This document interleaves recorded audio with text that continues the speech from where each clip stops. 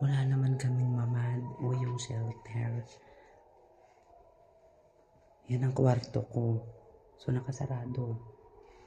So, nandito lang ako sa may gitna. Dito lang ako nag-i-stay. Pero yung amo ko, nandun lang siya nakaupo. Siya naman ang may gusto na umupo na lang. Pero ito na yung pinakaligtas na lugar sa akin.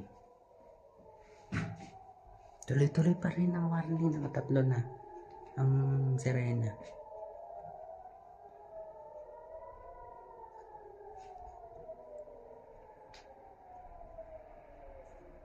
So, pagkatapos ng siren na yan, supposed to be ay, pagkatapos ng sireno, yan ay magkakaroon ng putok. So, kanina nagdalawang putok na malakas.